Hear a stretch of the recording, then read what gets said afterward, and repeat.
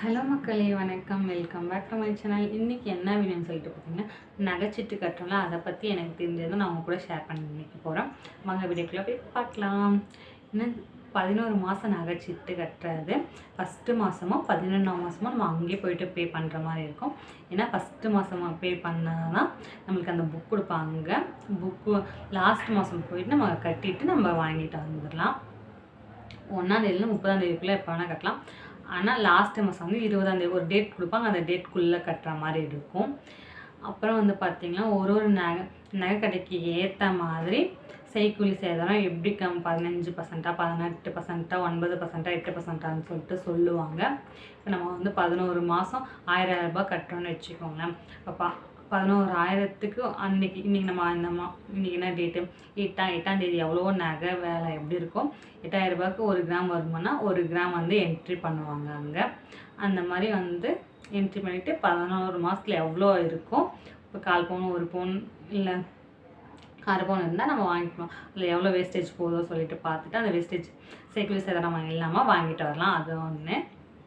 அப்புறம் வந்து பார்த்திங்கன்னா ஃபஸ்ட்டு மாதம் லாஸ்ட்டு மாதம் வந்து நம்ம அங்கே போயிட்டு காசு கட்டுற மாதிரி இருக்கும். மிச்சதெல்லாம் நம்ம வந்து மொபைல்லே கட்டிக்கலாம். அப்புறம் பார்த்திங்கன்னா இதில் என்ன பெனிஃபிட்னு சொல்லிட்டு பார்த்திங்கன்னா, நம்ம வந்து புக்கு ஜாயின் பண்ணிட்டோம்னா கண்ணுக்கு தெரியாமல் 1000 ரூபாவோ 2000 ரூபாவோ நம்மளால் முடிஞ்ச தொகையை நம்ம மாதம் கட்டிட்டு நம்ம நகை எடுக்கிற மாதிரி சிறுக சிறுக நகை சேர்ந்துக்கும். இப்போ நகையோட விலை எங்கேயோ இருக்குது, கம்மியாகிறதுக்கு கொஞ்சம் தான் வாய்ப்பு இருக்கும். நான் அதிகமாகிறதுக்கு அதிகமாக வாய்ப்பு இருக்கும். அதனால் அப்புறம் நம்ம 1 மாதம் 2 மாதம் ஒரு 4 மாதம் கட்டிட்டு அப்புறம் அப்புறம் நம்ம வேணால் கட்ட வேண்டாம்னு சொல்லிட்டு விட்டோம்னா காசு நம்மளுக்கு திருப்பி தர மாட்டாங்க. அதனால நம்ம கட்டே முடிக்கணுன்ட்டு ஒரு கமிட்மெண்ட்ஸ் நம்ம மண்டைக்குள்ளே வந்துடும்.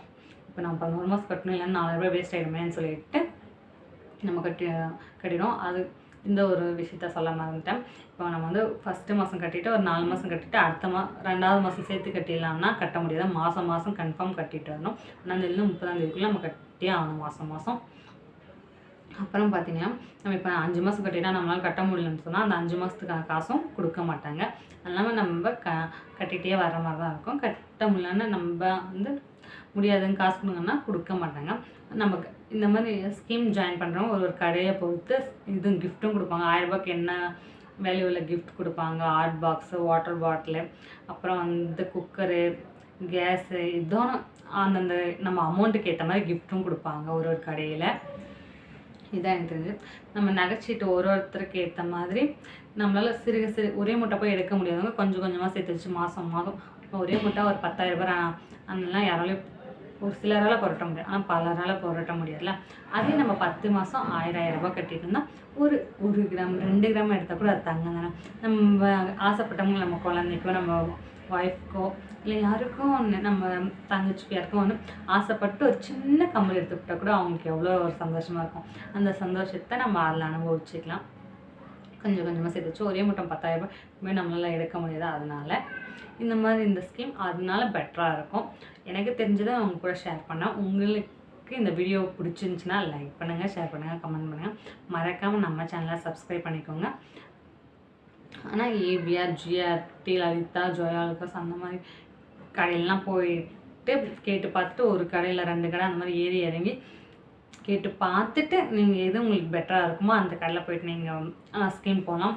சும்மா இந்த கடை பக்கத்தில் நேற்று தான் ஓப்பன் பண்ணாங்க, அந்த கடையில் போயிட்டு போட்டோம் ஏமாத்திட்டு போயிடுவாங்க. அந்த மாதிரிலாம் எல்லாம் எப்போவுமே இருக்கிற கடையாக பார்த்துட்டு எந்த உங்களுக்கு செய்கூலி சேதாரம் வந்து வேஸ்டேஜ் கம்மியாக இருக்கும் அந்த கம்மி பண்ணுவாங்களோ அந்த கடையில் போய் எடுத்துக்கிறது நல்லது.